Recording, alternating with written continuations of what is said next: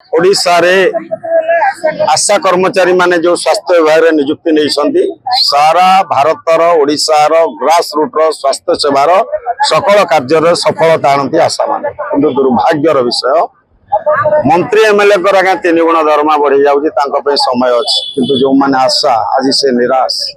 से माने जहाँ भी भत्ता पाउछंती ताको नियमित 10 तारिख रे दिया जाउनी तेणु सेटा भत्ता तांको जहाँ दिया होची वृद्धि करा जाऊ प्रथमतः आशा कर्मचारी मान को स्थायी नियुक्ति दिया जाऊ जो पर्यंत स्थायी नियुक्ति करा जाई नाही मासिक 18,000 टका व्यवस्था करा जाऊ जी दुर्घटना रे मरी गले से 5 लाख टका दिया जाऊ आउ से 65 वर्षर गोटे बयस सीमा करा जाऊ तापर स्वास्थ्य आमर आशा भौणी मान को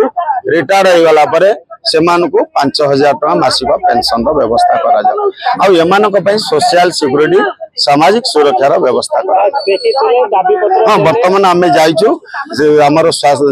जिला मुख्य चिकित्सा अधिकारी जरिया रे मान्यवर स्वास्थ्य मंत्री को उद्देश्य आम दाबी पत्र देके आसीचु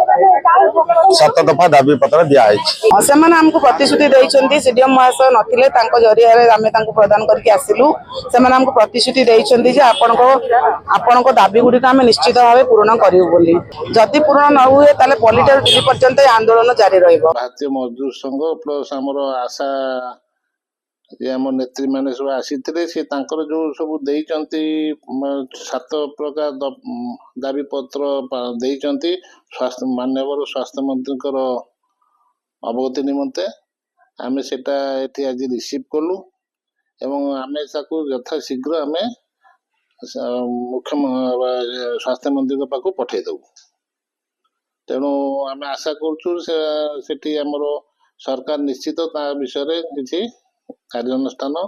ग्रहण करिवे। एई भिडियोटी आपनकु केमिति लागिला कमेंट करि जणांतु। धरित्री लाइव रो यूट्यूब एवं फेसबुक चैनल को सब्सक्राइब करंतु। अधिक खबर पई लॉगिन करंतु www.dharitri.com।